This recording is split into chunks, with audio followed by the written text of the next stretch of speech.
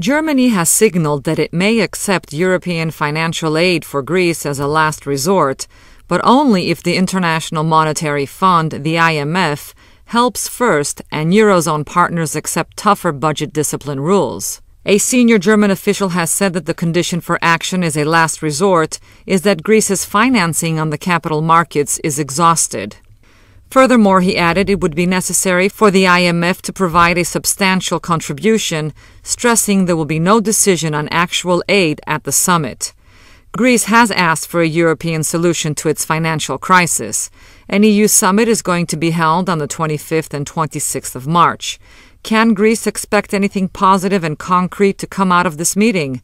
I spoke to investigative journalist Alex Jones from Infowars.com to find out. No, because the European Union was set up originally as a receivership arm to actually go in and bankrupt sovereign nation states. And Greece was told to take on all these debts and derivatives by Goldman Sachs and others to become a member of the European Union. Your debt ratio isn't even as high as England or France, and we don't see them on the verge of bankruptcy. So this is basically conquest by the private financial central banks, who a few weeks ago met secretly in Australia, according to their news, the 24 leaders of the private central banks to set policy in Germany, and others have said that they don't want to give any more loans to Greece. But again, this is fiat, made-up money they're loaning you to begin with. They want your country to fully implode so they can consolidate it, take over your islands, take over your national parks, take over your resources to make you debt slaves and vassals.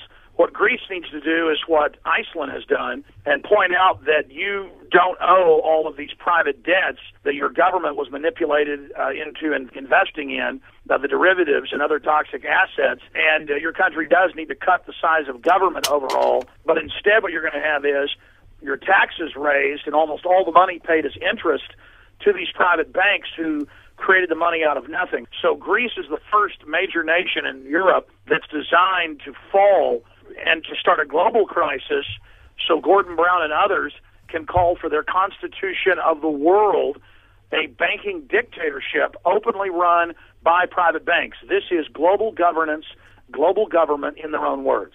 Now, some European politicians have suggested an IMF participation in any aid package alongside aid from Eurozone members. Many financial experts have said that seeking help from the IMF is not in a country's favor. Some have gone as far as to say that it's destructive. Why is this?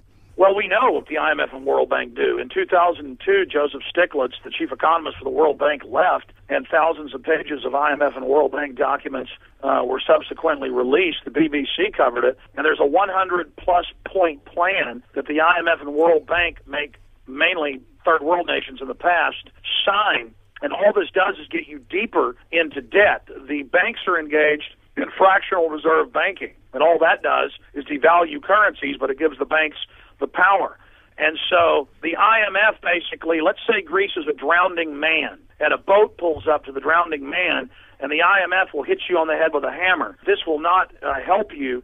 You look at countries like Nigeria, 30-plus years ago, that would get $1 billion loan from the IMF, and on that one loan, they've already paid back $46 billion in interest, but they still owe over $50 billion on a $1 billion loan. So we're getting close to $100 billion for a $1 billion loan. What they do is the private banks, the big mega banks, they come in, they pay off your politicians to raise taxes, to expand the social welfare net, to get everyone dependent, to communalize or collectivize people in the name of helping the population.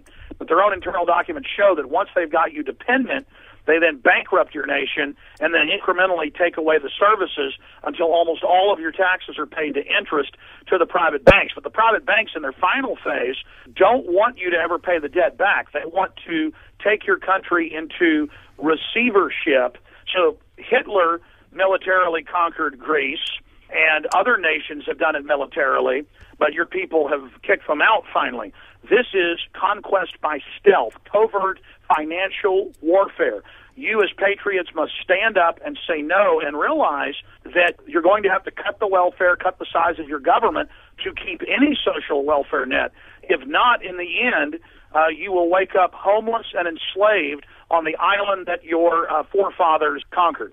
Now let's turn to Europe. Greece's Deputy Prime Minister Thodoros Pangalos has accused Angela Merkel of profiteering from the weak euro as she refuses to commit Germany to supporting a European Union aid package for Greece. Would you agree with him? Absolutely. Again, Germany is the engine that drives Europe. Germany is now the third largest arms producer after the U.S. and Russia. Germany, after the end of World War II at the Bilderberg Summit, this has been mainstream news, came up with a plan for stealth integration of Europe and to get the European nations in debt to Germany at the heart of the European Union. So again, Germany is the main engine in Europe that is driving this takeover, and Greece is exactly where Germany wants you. All of the great people in Greece need to research what happened in Iceland last year. Their people refused to pay publicly for the fraudulent derivatives that Goldman Sachs, now running your country, and others got them into. And then it turned out that, guess what? The big banks already had enough assets to pay themselves in Iceland. So it was a giant scam. And so you've got to say no to this debt, and the establishment will terrorize you. They will cut off your power. They will increase the price of your water. They will try to threaten to embargo you. But the world is waking up to these people, and if Greece stands strong, and if you can get control of your government and get the puppets out that are working for the banks openly, then we can get other nations to say no, and then turn the tide against this modern axis of evil that is the international banking cartel. According to reports by Reuters, France and